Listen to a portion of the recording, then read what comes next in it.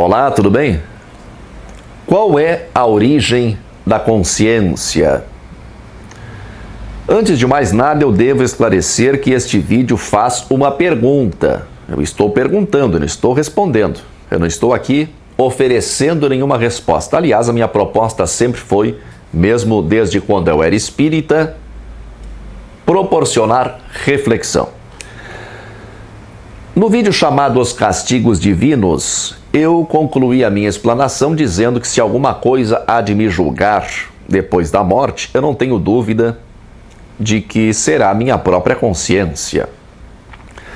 Acontece que falar de consciência é um pouco complicado porque o conceito de consciência é muito amplo, né? Esse conceito dá margem a muitas interpretações diferentes e eu não pretendo me prender a destrinchar isso agora.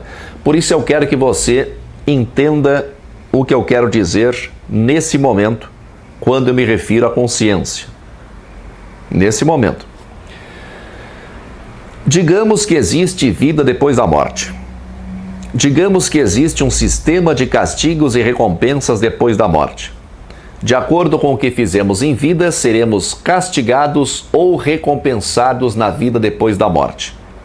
Digamos ainda que não existe nenhum ser julgador semelhante ao Deus bíblico e que não existe uma legislação determinante a ser seguida em vida para conquistar recompensas e evitar castigos depois da morte. O que resta, então, como elemento testemunhal, acusador, defensor e julgador, é a nossa consciência individual. Esse é o conceito de consciência que eu vou trabalhar nesse vídeo. Qual é a origem dessa consciência? Há um conceito espiritualista bastante propagado, segundo o qual nós somos partículas de Deus, ou centelhas divinas, ou mônadas. Enfim, nós somos partes de Deus, ou partes do todo, partes que se individualizaram, se desenvolveram e vivem como se fossem seres individuais, mas mantendo na consciência uma ligação com o todo, uma ligação com o divino.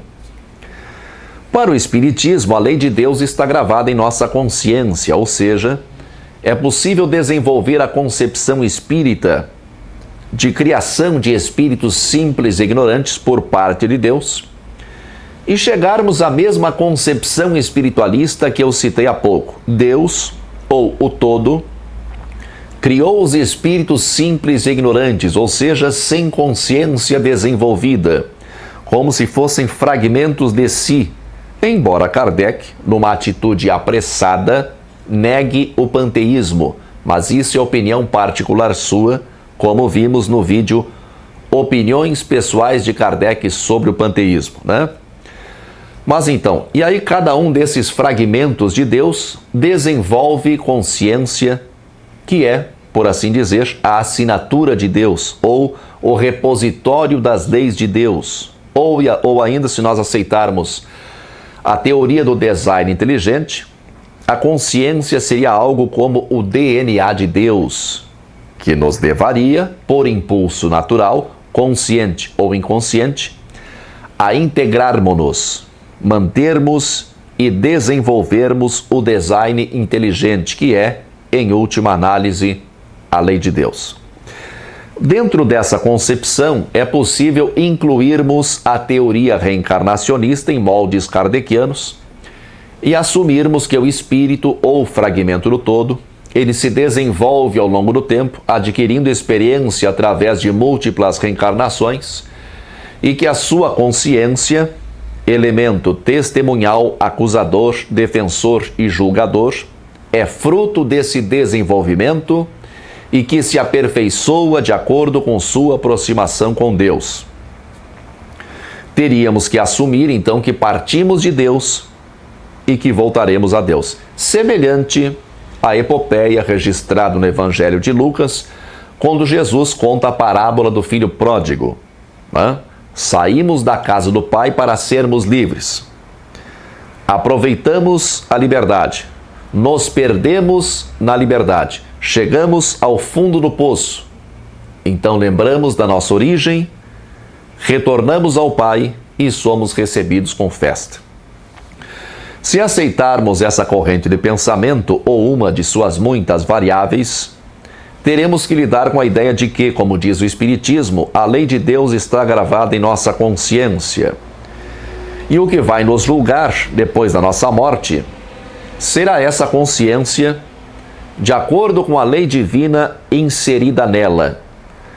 Essa teoria sustenta que sabemos, no fundo, o que é certo e o que é errado. Podemos não ter tido boa educação.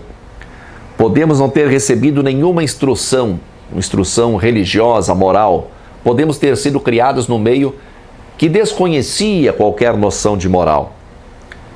Mas se consultarmos a nossa consciência, se perguntarmos ao nosso íntimo se é certo matar, roubar, enganar, extorquir, trair, mentir, a consciência responderá que não, que o certo é ser bom, é ser honesto, é ser íntegro, é ser sincero e santo. Eu acreditava nisso. Eu acreditava piamente nisso. Acreditava porque, em primeiro lugar, isso é muito bonito. Eu gosto de ideias bonitas, eu simpatizo com ideias bonitas e, portanto, as ideias bonitas gozam da minha preferência, mesmo que eu não perceba. Isso em primeiro lugar. Em segundo lugar, porque, consultando a minha própria consciência, eu concluía que tudo isso faz muito sentido e que, no tocante a mim especificamente, isso é absolutamente verdadeiro. Essas leis estão, de fato, gravadas em minha consciência e não é possível negar isso. Mesmo que depois, mais tarde, eu percebesse que há pessoas, que existem pessoas que simplesmente parece que não têm consciência, a essa altura, a crença já estava enraizada em mim, O pacote de crenças foi fechado para mim. E aí se torna impossível enxergar fora do pacote. Para mim, essas pessoas que aparentavam não ter consciência, elas eram espíritos que estavam reencarnando pela primeira vez na Terra, ou então eram espíritos empedernidos no mal, que iriam desenvolver a sua consciência e ouvir a voz da consciência com o tempo depois de muitas reencarnações. É isso que eu pensava. Já não penso assim. Acredito que nós sejamos fragmentos do todo, não por crença, mas por percepção pessoal. Mas acho que a maneira de agir do todo se dá de outra forma, mais biológica, mais orgânica. Aprendemos por herança genética e por influência do meio, Herdamos o aprendizado de nossos ancestrais em níveis subconscientes e aprendemos com o meio em níveis conscientes superficiais e próximos da superfície da consciência. Mas não acho que trazemos ao nascer uma lei gravada na consciência, onde está escrito o que podemos e o que não podemos fazer para conquistar recompensas e evitar castigos. Aliás, não me parece que tenhamos consciência ao nascer. Um materialista vai dizer que isso é óbvio, mas eu devo lembrar que eu não sou materialista. O conceito de consciência que me parece mais aceitável hoje é algo parecido com a proposta de Freud. A consciência seria fruto do aprendizado mais primário obtido com os pais. Quando pequenos, somos dependentes dos pais. Dependemos da sua proteção e do conforto que eles nos proporcionam. Mas notamos em algum momento que não podemos desafiá-los, E que algumas de nossas atitudes são repreendidas por eles, A proteção e o conforto são entendidos pela criança pequena como amor. Para não perdermos o amor, nós sufocamos os nossos instintos. Se um guri pequeno, um guri com 1 ano e pouco, 2 anos, começa a mexer na bunda, mexer no tico, Cheio de ideia ali. A mãe diz que é feio e a mãe faz cara feia. O guri fica com medo de perder o amor da mãe e sufoca os seus instintos. Está com vontade, mas aguenta o tranco. A repetição e o acúmulo de aprendizados nesse sentido geram a consciência e o sentimento de culpa. Pela vida fora, quando o ser humano pensa em dar vazão aos seus instintos, a consciência o repreende. No fundo, Ele não quer deixar os seus instintos prevalecerem para não perder o amor. Só que agora esse amor é o amor de Deus que ele aprendeu que existe e que deve amar e respeitar, assim como aprendeu que deve amar e respeitar os seus pais. Por que eu acreditava que a lei de Deus está gravada em nossa consciência? Freud explica.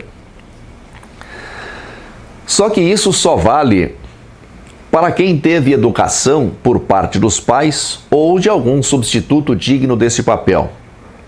Se formos analisar como é a vida de uma criança criada sem pai, sem menor cuidado por parte da mãe, é fácil concluir que ele não tem consciência. Lembre-se de que o conceito de consciência de que eu estou tratando aqui é restrito, expliquei lá no começo do vídeo. Um guri criado numa vila tomada pelo tráfico, filho de pai presidiário, que ele nem conheceu, com mãe drogada, né? Que se criou solto, sem cuidado nenhum, sem proteção, sem carinho, sem conforto, sem nada. Ele não terá esse tipo de associação de castigo e recompensa ligado ao controle dos instintos gravado em sua mente. Ele dará livre vazão aos seus instintos sem o menor remorso, pois ele não desenvolveu o sentimento de culpa e muito menos aprendeu qualquer sentido de ética, né? Isso nem se cogita. Então ele vai matar, vai roubar, vai abusar de quem tiver vontade e não vai se sentir culpado por isso. Nossa mente é um programa. De acordo com a programação que recebemos, assim nós seremos. Agora, como vai ser o julgamento desses seres que não têm consciência? Eu acredito que, se algo vai me julgar depois da morte, é a minha consciência. Mas e quem não tem consciência? Como será o seu julgamento? Quanto a isso, eu não tenho a menor ideia. E duvido que alguém tenha se detido sobre esse assunto, duvido que alguém que por acaso tenha se detido sobre esse assunto tem alguma ideia a esse respeito que não seja algo pregado pela religião. Quem se detém sobre esses assuntos são pessoas mais boas do que más, né? São pessoas que têm consciência.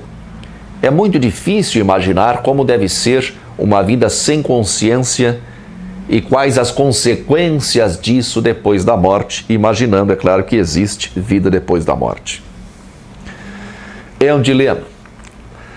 Muita força e paz para você.